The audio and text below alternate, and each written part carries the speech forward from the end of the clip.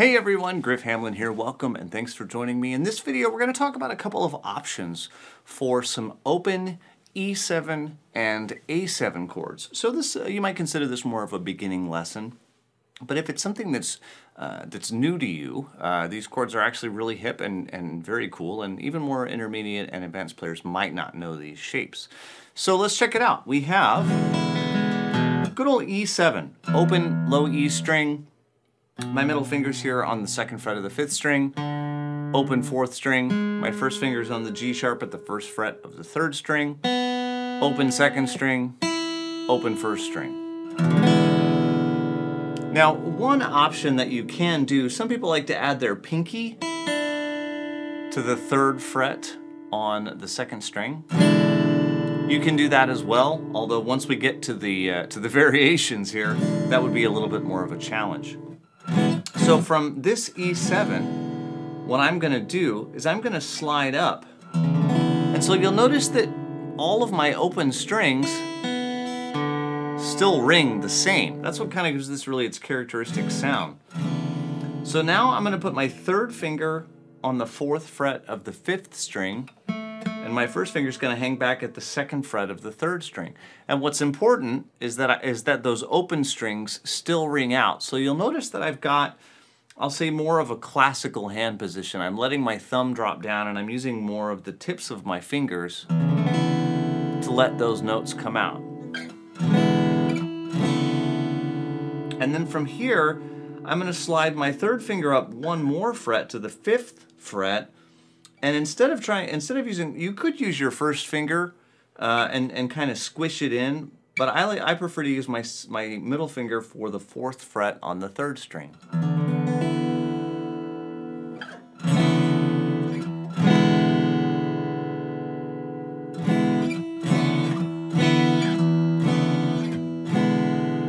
And if you can also kind of do this finger style. If you're kind of hip to this, you can like use your pick for the lower notes.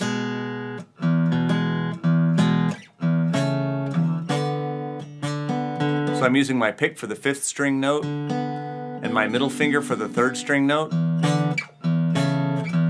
which you might recognize. It's Change the World by Eric Clapton.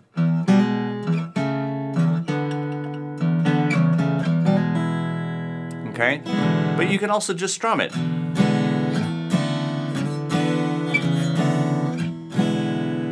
All right, so that'll get us through, you know, 1, 2. You can just do it with quarter notes. 2, 3, and 4. 2, and 3, and 4. Then, of course, we're going to go to an A7. Okay, now this A7, open A string, 5th string, 2nd fret on the 4th string, I'm using my first finger, open 3rd string, 2nd fret on the 2nd string, again I'm using my middle finger, open high E. If you wanted to vary that, you could also add your pinky at the 3rd fret of the top string. Some people like that, but again, I'm kind of going for that open sound. Now from here, my middle finger is going to go up a fret, and I'm going to replace my first finger with my 3rd finger so that I can now get my 3rd finger on the 4th fret of the 4th string and my middle finger at the 3rd fret of the 2nd string. Again, still with those open strings ringing out. You could actually use, you'll see me sometimes use my 3rd and pinky, my 3rd finger and my pinky for an A7 if I'm planning to make that next move. Practice, you know, different fingerings to see which feels the most comfortable for you. And for the next move, which is I'm going to take my 3rd finger up to the 5th fret, I am going to use my pinky for the 5th fret on the 2nd string, which is going to make my top string open and that 2nd string be the same note.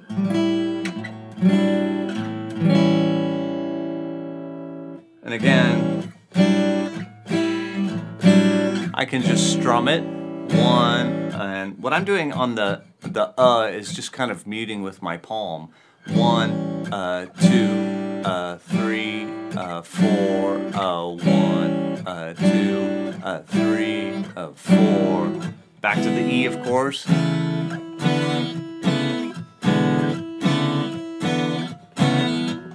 Now there really isn't anything like this for the B7 in a blues in E, because B7 isn't really an open chord. So we'll just play B7, or you could use the bar chord shape. But then we go to the A7 again, and I can do that same option again. And back to E and B. So of course, you know, what you choose to do with that option is very much up to you. You can, you know, do a little of the regular blues in E, and then maybe add some of that back to the blues in E, kind of alternate. Or, you know, again, you might want to use more, try and get just, I'll say, the melody out of it by using your pick and your middle finger. That would be a little bit more advanced technique, but it's a great sound. You can use this in a variety of ways, and it's a lot of fun, and it just adds a lot. I use it both on acoustic and on electric. I just broke it out on the acoustic today just for something a little bit different, but it works very well on an electric as well. So hope you enjoy that. Hope you can play around with it today and make something cool with it, and I'll look forward to seeing you in the next video.